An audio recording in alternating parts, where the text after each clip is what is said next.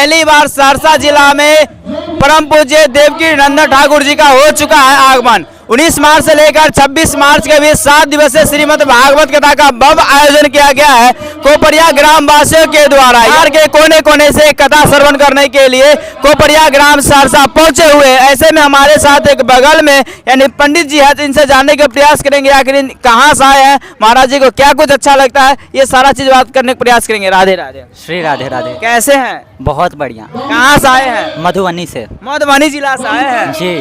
कैसे आपको पता चला यहाँ के बारे में? हमारे गुरु जी है, हम यूट्यूब पे हमेशा देखते रहते हैं, तो वहाँ से हमें ज्ञान प्राप्त होता है। जी जी, वहाँ यूट्यूब पे देखे हैं जी। अच्छा, महाराज जी से कितने दिन से जुड़े हैं? बचपन से ही 11-12 साल की उम्र से। 11-12 साल से ही? हाँ, जब मेरी उम्र 11-12 साल। महाराज जी को क्या चीज अच्छा लगता है? गुरु जी का सब कुछ अच्छा लगता है। सब कुछ अच्छा लगता है जी। कभी मौका मिलेगा तो मधुबनी बुलाएंगे महाराज जी को? और प्रिया कांचू कृपा करे तो जरूर, और गुरु जी कृपा करे, वो दोनों कृपा करे तो जरूर बुलाएंगे। अच्छा, यहाँ के ग्राम वासियों को क्या कुछ कहना चाहेंगे, इतने बड़ा आयोजन करवाए हैं? उनके चरणों में पहले प्रणाम है, और उनसे यह कहना चाहेंगे आपने अपने जीवन का उद्धार कर लिया। जी जी। क्योंकि ब्रजवासी को बुलाए, और भगवान श्री कृष्ण को ब्रजवासी काफी पसंद है, वो बोलते हो मेरे प्राण है, और आपने उन्हें बुलाया तो आपने साक्षात अपना कल्याण करवा लिया। तो आप 7 दिन कथा सुनिए, मैं आपसे आशा रखता हूँ। हाँ। और आप जो है ज्यादा से ज्यादा लोगों को बुलाइए। हाँ। अच्छा, यहाँ पर आप कब तक रहेंगे? 7 दिन रहेंगे। 7 दिन कथा श्रवण करेंगे जी, 7 दिन। 7 दिन रहेंगे। आज महाराज जी कथा पहला दिवस का सुना है, पहला दिवस का कौन ऐसी बात है जो सबसे अच्छा आपको लगा? मुझे सबसे अच्छी बात पहले दिवस की ये लगी, धुंधकारी की कथा लगी। अच्छा अच्छा। धुंधकारी की कथा से हमें ये सीखने के लिए मिलता है कि एक अच्छा बेटा जैसे गोकर्ण, वो पूरा कुल का कल्याण कर देता है, पूरे गांव का कल्याण कर देता है। और एक बुरा बेटा पूरा सबका तहस नहस कर देता है, सबको जो है नर्क में लेके चल जाता है। तो हमें जो है अच्छा बेटा बनना चाहिए जी। बहुत सारे युवा जो है आज गलत रास्ते पे जा रहे हैं, नशा कर रहे हैं, मतलब पराये लोग से अवैध संबंध बनाते हैं, रहते हैं उनके साथ, उनको क्या कुछ कहना चाहेंगे? उनको ये कहना चाहेंगे जैसे मुझे मेरे गुरुजी मिल गए, तो आप भी अपने जीवन में ऐसा कोई इंसान को देखिए जो आपको मिल जाए और आप इस बुरे रास्ते से हट जाए। अगर मुझे गुरुजी नहीं मिले होते तब मुझे लगता है मैं इन सब से भी एकदम गया गुजरा होता जो आज के हुआ है। अच्छा, जितने भी लोग इस वीडियो को देख पा रहे हैं, क्या कुछ कहना चाहेंगे?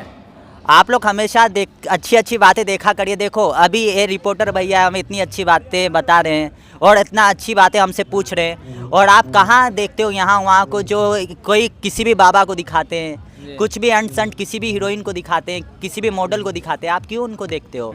अरे अच्छे चीज़ों को देखो, अच्छी चीज़ों को शेयर करो, इससे शेयर करो, अच्छी चीज़ों को शेयर करो। और आप लोग कैसे हैं, कुंभ में कोई भी कैसी भी पर्सनैलिटी आ जाए, कौन मॉडल है कौन है, सबको शेयर कर देते हो, किसी को भी महान बनाते हो, किसी को भी वायरल कर देते हो। ऐसा थोड़ी ना होता है जी, अच्छे को वायरल करो, जितना अच्छा फैलाएंगे उतना इस समाज में अच्छा फैलेगा, जो आप फैलाओगे वही आपको लौट के मिलेगा। राधे श्याम। अच्छा, खास करके अभी के समय में जो युवा युवती है, लड़का लड़की जो प्रेम करके भाग जाते हैं और कहीं न कहीं सुसाइड कर लेते हैं, अभी ये कहीं न कहीं समाज में ज़्यादा देखने को मिल रहा है, तो ऐसे युवा युवती को क्या कुछ कहना चाहेंगे? युवा युवती को यही कहना चाहेंगे, भाई हमको देखो, आपको संत मिलना बहुत ज़रूरी है। संत नहीं मिलेंगे तो आप जो है भटकते ही रहोगे और लास्ट में सुसाइड ही करोगे।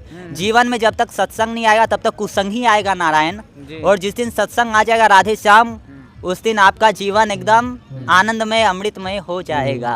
अच्छा, खास करके अभिभावक लोग जो है अपने बेटा बेटी जो है डॉक्टर, इंजीनियर, मास्टर ये सारा चीज़ बनाना चाहते हैं, और जब संत की बारी आते हैं कि आपका बच्चा संत बनेंगे तो वहाँ पर कहीं न कहीं अभिभावक लोग पैर खींच लेते हैं, तो ऐसे अभिभावक को क्या कुछ कहना चाहेंगे? तो मैं यही कहना चाहूँगा, सब कुछ बनाओ, साथ में पर धर्म भी सिखाओ। धर्म सिखाओगे तो वो जिस फील्ड में रहेंगे अच्छे बनेंगे। अगर डॉक्टर भी बनेंगे तो किसी को ठगेंगे नहीं। अगर वो टीचर भी बनेंगे तो नॉलेज अच्छा प्रोवाइड करेंगे। अगर धर्म के साथ चलेंगे तो जो भी बनेंगे अच्छा बनेंगे, पर धर्म सिखाना जरूरी है। और उनको संत बनना रहेगा तो इंजीनियर बन के भी, डॉक्टर बन के भी, लॉयर बन के भी, पॉलिटिक्स के भी फील्ड में जाके एक अच्छे व्यक्ति के रूप में उसके बाद संत बनी जाएंगे। संत क्या है? अगर जीन्स पैंट भी पहना है, शर्ट पैंट भी पहना है, पर उसके हृदय में सत्य है ना नारायण, तब वो संत है नारायण। और हम जैसे धोती कुर्ता पहन लिए और हमारे अंदर नहीं भगवान का नाम है और नहीं कुछ है, तो हम काहे के संत हो? तो हमारा के ना अंदर अंदर सत्य को धारण करिए नारायण।